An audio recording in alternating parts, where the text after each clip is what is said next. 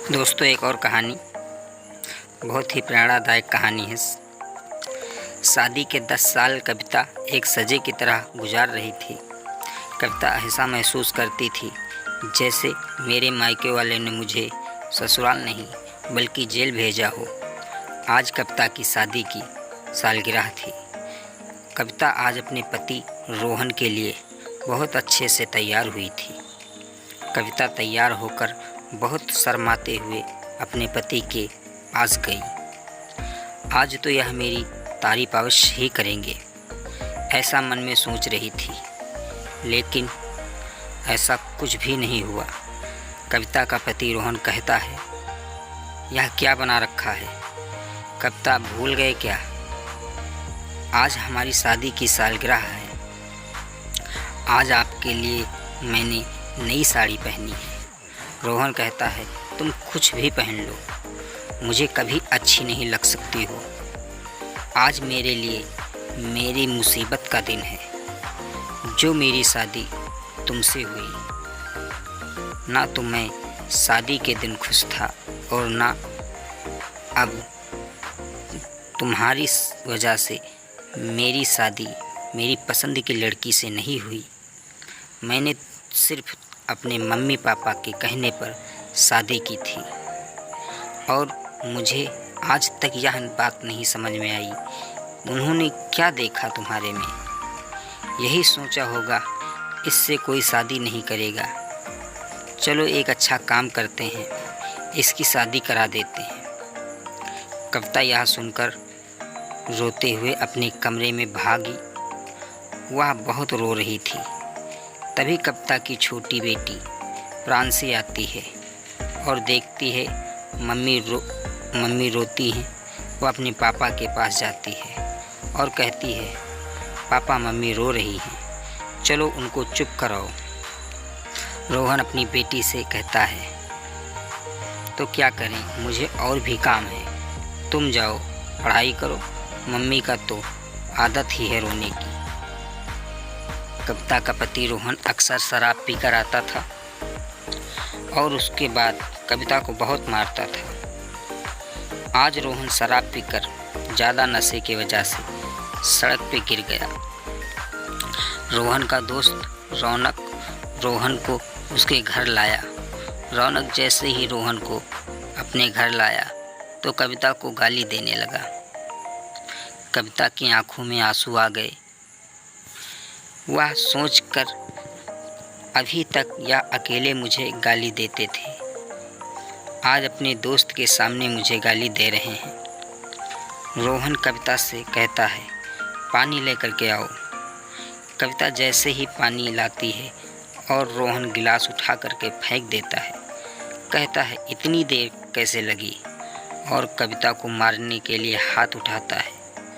रौनक तुरंत रोहन का हाथ पकड़ लेता है और रौनक कविता से कहता है, रो मत, सब ठीक हो जाएगा। कविता रौनक से कहती है, आदत हो गई है यह सब झेलने की, 2 बेटियां हो चुकी हैं मेरी, इसलिए अब तलाक भी नहीं दे सकती। रौनक घर जाकर कविता के बारे में सोचता है, इतनी प्यारी लड़की पर किस्मत देखो कितनी खराब, जो एक शराबी के साथ इसकी शादी हुई। दिवाली का दिन था। रोहन ने रौनक को अपने घर पर बुलाया था।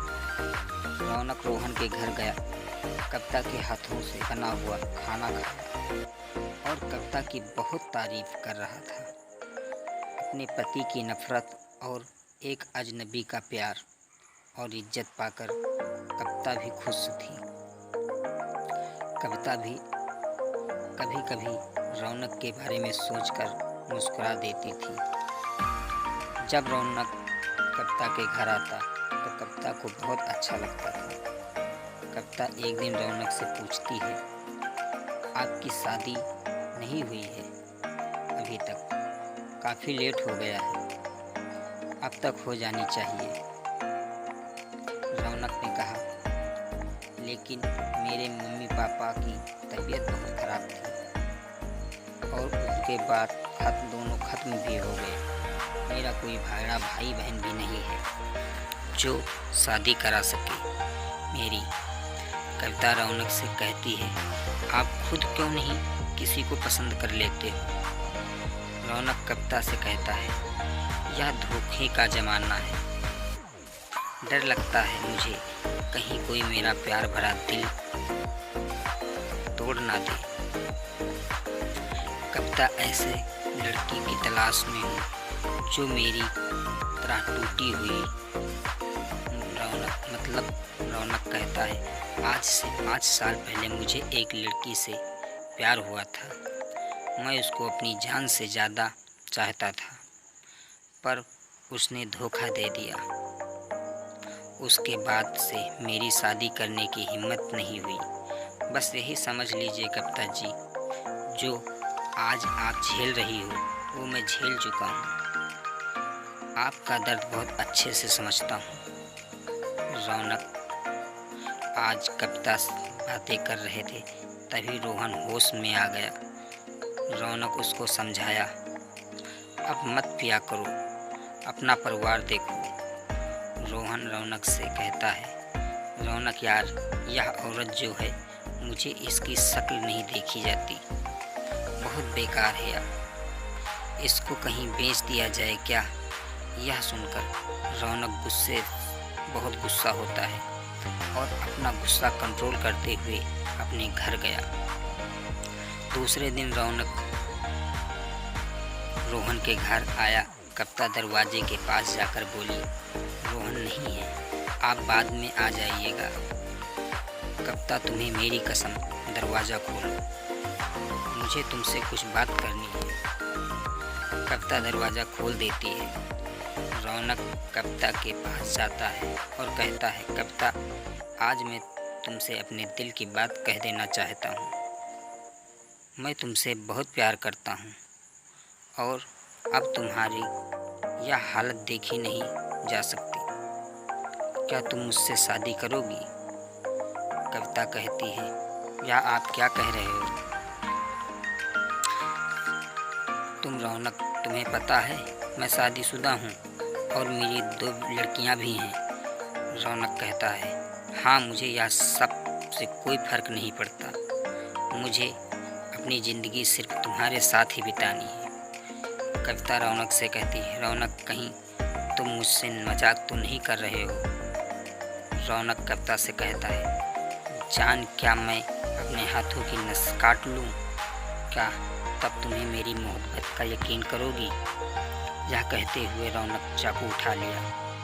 तभी कविता रौनक के हाथ से चाकू छीन लेती है और रौनक के गले लगकर रोने लगती है और कहती है, रौनक, मैं भी तुमसे बहुत प्यार करती हूँ। रौनक और कविता की अब बहुत बातें होने लगी काल पे और दोनों बाहर घूमने भी जाते। दोनों मज़े से अपनी लाइफ जी रहे थे। रौनक जब भी कविता से शादी की बात करता, कविता डर जाती, यही कि लोग क्या कहेंगे। रौनक कविता को समझाया, देखो कविता, लोगों की परवाह मत करो, तुम अपनी खुशी देखो, और रही बात बच्चों की, वो मेरे साथ रहेंगे। कविता, हम दोनों शादी करके बहुत खुश रहेंगे। मैं तुम्हें इस नर्क से निकालना चाहता हूँ, बस तुम हिम्मत करके मेरा साथ दे दो। रोहन को कविता और रौनक के बारे में पता चल चुका था। रोहन घर आया और कविता को बहुत मारता है। कविता बेहोश हो गई। रोहन कविता के ऊपर मिट्टी का तेल डालकर माचिस जलाने वाला ही था। अचानक से रौनक आ जाता है। रौनक रोहन के हाथ से माचिस छीन लेता है और रोहन को एक कस के थप्पड़ मारता है। रौनक कहता है, रोहन, तूने एक लड़की की ज़िंदगी बर्बाद कर दी है। आज तू इतना गिर गया कि मेरी कविता की जान ले रहा है तू। यह सब देख कविता की छोटी बेटी पुलिस को कॉल कर देती है। पुलिस घर आती है और रोहन को ले जाकर जेल में डाल देती है। कविता और रौनक एक दूसरे से शादी कर लेते हैं शादी के बाद कविता और रौनक बहुत खुश थे। कविता की दोनों बेटियां रौनक के पास में रहती हैं और शादी के बाद में कविता के माँ बाप उन दोनों बच्चों को अपने साथ लेकर के चले जाते हैं। कविता और रौनक शादी से बहुत खुश होते हैं और सब सुखी से रहने लगते हैं। कविता के ज़िंदगी में रौनक के द्वारा 2 बेटे पैदा होते हैं और दोनों के बड़े होने तक कविता उन दोनों को अपनी ज़िंदगी में जो हुआ है उसकी कहानी सुनाती है और बच्चे बहुत खुश होते हैं अपनी माँ के इस फैसले से। दोस्तों, अगर ये कहानी आप लोगों को भी अच्छी लगी हो तो कमेंट करके ज़रूर बताइए और लाइक शेयर चैनल को सब्सक्राइब कर दीजिए। कहानी को पूरी सुनने के लिए आप सभी का बहुत बहुत धन्यवाद।